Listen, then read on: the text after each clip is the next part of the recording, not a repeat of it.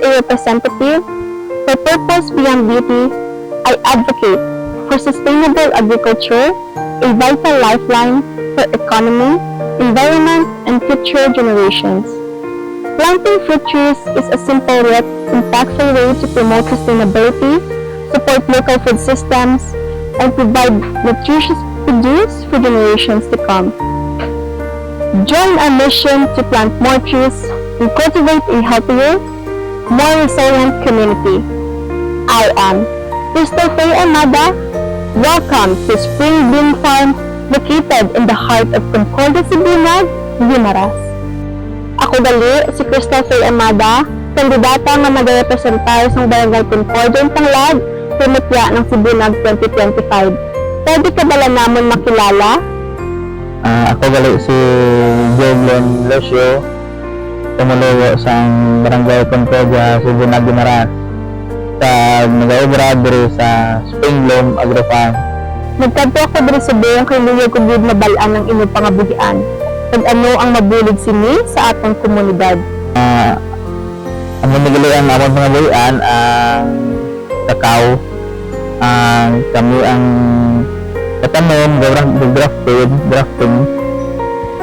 grafting, tapos mag-harvest ang bunga. Kami man ang payment kaya ginasulod dryer namon. Kami man ang atag sa produkto sa Iloilo kag na serve namon ini sa Kamunya balay na bato. Pag amo ni ang namon na number 1 na produkto dito sa Guimaras. Pag ini ang isa sa may dako nga bilog diri sa amon barangay sa amon adlaw nga pangobrahon. Kag ang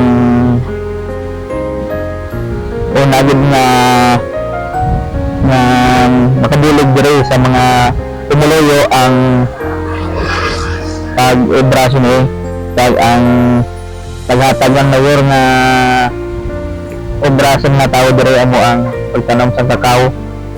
Kag ang pila na katuig nga naga ini pila na katuig exist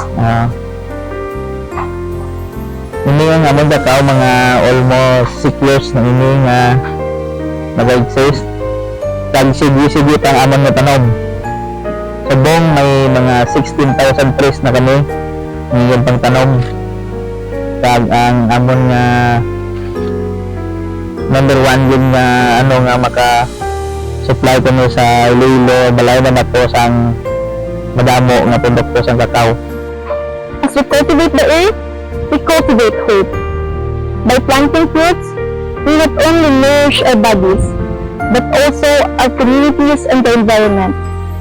Let us continue to nurture the seeds of sustainability. Again, I am Crystal Faye Armada, representing Barangay Concordia ng Tanglad, Pumutya ng Sibunag, Philippines 2025.